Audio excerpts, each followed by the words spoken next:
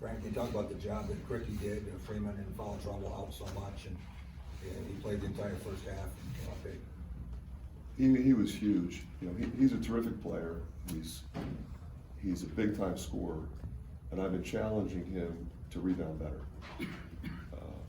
He gets 14, you know, so I'm really proud. He did a good job Saturday also against Wisconsin. So that makes a big difference in our team when he's rebounding like that. And like you said, especially with Owen on the bench. Fran, just wondering if when you talk about challenging Ben, like, I guess could you expand on that? What does that challenge look like? I told him he can't play 33 minutes to get one rebound. That's what he did against Maryland. I said, you're better than that. We need more from you. He said, Coach, I got you. Pretty simple. Character guy, through and through.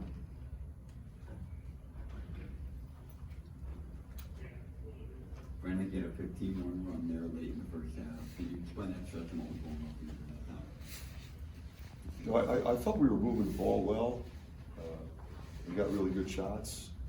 You know, typically our teams, you know, move and share the ball pretty well. It's not always easy against Michigan State, the way they defend. They're physical, they're quick, they're tough. You know, so you got to screen, you got to cut, you got to work harder. And you got to work harder and not turn it over, because they're pretty good at turning you over. So really proud of the guys in that stretch out in the play. I'll probably ask Patrick about this here in a bit, but the sickness that he had, how bad was it? What was it just kind of like seeing him go through that? You know, it's always you know, hard when a guy's, you know, under the weather, and you just hope he's going to be okay, and you know, he'll be back when he's ready. And he's obviously a big part of our team, and he, you know, performed incredibly well tonight. And that's what you need your veteran guys to do on the road. Saturday, you guys beat Wisconsin, obviously, and then you come into the Breslin Center and take a win. What have the last two games done for confidence in your team's locker room? You know, I think a great deal, because of the respect that we have for the two programs you just mentioned. I mean, you know, not a lot of teams come in here and win, and not a lot of teams beat those teams either place. So the fact that we were able to fight through an overtime victory against Wisconsin, which ranked, and then another quad one win for us here on the road. And obviously on the road, it's always going to be harder, and it's, you know, I think in many ways more indicative of your team's ability to compete. But now we got to do it again. We got to go on the road at Illinois. It's one of the best teams in the country. When Owen in early foul trouble, and then Lodgy as well, it seemed like you kind of went smaller. Just how did you kind of adjust to the foul trouble? Well, there's only a couple of ways we can go. We can go with Evan, and he was fine when he was in there. But you know, we decided to go with a little more offense. You know, there's a good stretch where Malik Hall at the 4. You know, they had a smaller lineup in there, so we felt like we could match up okay.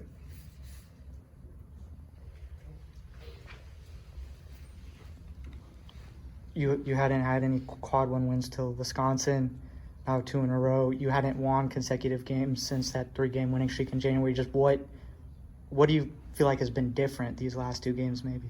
Well, we're right there in every game. I mean, the games we lost, we easily could have won, and some of the games we won, we probably easily could have lost.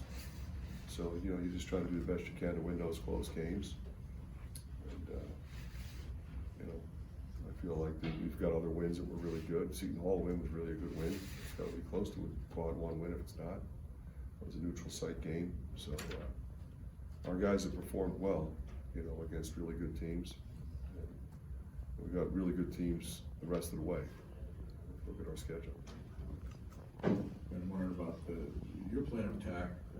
Obviously, last year, the end of the game, the 3-pointers really pulled things in, but attacking them inside. Can you kind of walk through the decision making in that and how your guys did that early on? Well, you know, our 2 post guys are really good offensive players. So we're going at Owen, we're going at Ben, but we're also, you know, running 5-out motion, which is not a secret. So now we're back cutting, we're curl cutting. and we're trying to score around the basket, and we only made 4 threes. You know, not a lot of teams are winning with making 4 threes, and they made 10.